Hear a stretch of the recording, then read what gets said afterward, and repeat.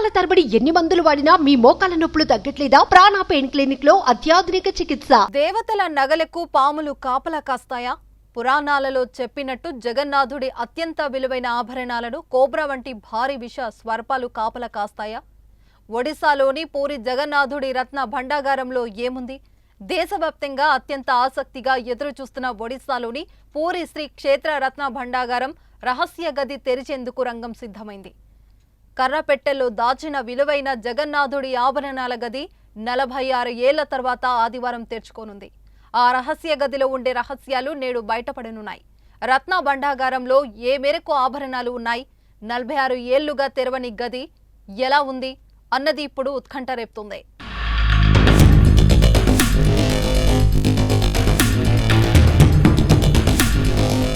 పూరి జగన్నాథుని స్వామి ఆలయంలోని రత్న భండాగారాన్ని తెరుచుకునేందుకు కొనసాగుతున్న ఏర్పాట్లు ప్రారంభమయ్యాయి. రత్న భండాగార్ ఓపెన్ చేయడానికి జస్టిస్ విశ్వనాథ్ నేతృత్వంలో ఏర్పాట్లైన కమిటీ మధ్యాహ్నం 1 గంట తర్వాత ఓపెన్ చేసేందుకు ముహూర్తం ఖరారు చేసింది.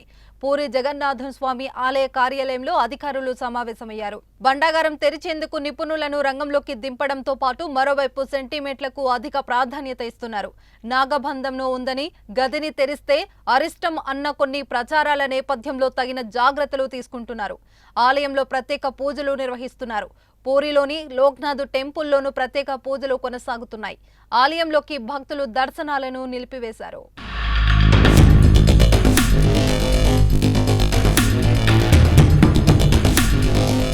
అన్నిటికీ మించి పూరి ఆలయ ఖజానాకు కాలకూట విషాన్ని చిమ్మే పాములు కాపలా ఉంటాయన్న విషయం అందరినీ భయపెడుతుంది.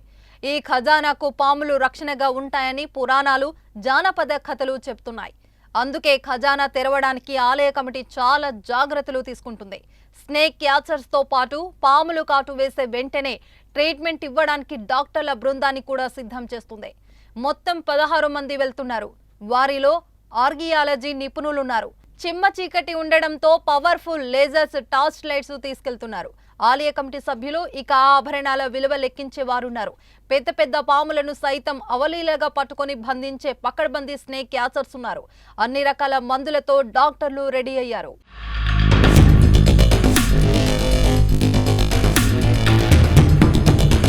పూరి జగన్నాథ ఆలయ కింద భాగంలో ఈ రత్నం భండాగారం ఉంది. ఇందులో 2 భాగాలున్నాయి. 12వ దశాబ్దంలో అనేక మంది రాజులు సమర్పించిన వజ్ర, స్వర్ణ, రత్నాభరణాలు ఈ గదిలో ఉన్నాయి. ఆలయంలో రోజువారీ పూజలు నిర్వహించేందుకు అవసరమైన నగలు నిధి పైభాగం చాంబర్లో ఉంటాయి. మిగతా ఆభరణాలు ఖజానా కింది భాగంలో భద్రపరుస్తారు. లోపలి భాగంలో వేల కట్టలేనంత అపార సంపద ఉందని, అయితే దీని తాళాలు మాత్రం కొన్నేళ్లుగా కనిపించకుండా పోయాయి. 1978లో లోపలికి వెళ్లినప్పుడు చూసిన సంపదను నిపుణులు కూడా అంచనా వేయలేకపోయారు, లెక్కగట్టలేకపోయారు కూడా. రాజుల వజ్ర వైఢూర్యాలు, కెంపులు, మనులతో ఉన్న స్వర్ణ కిరీటాలెన్నో ఈ భండాగారంలో ఉన్నాయి.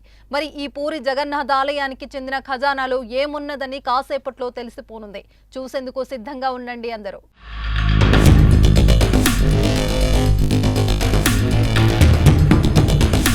సుమన్ టీవీలో మీ పర్సనల్ అండ్ బిజినెస్ ప్రమోషన్స్ కోసం కింది నెంబర్కి కాంటాక్ట్ చేయండి.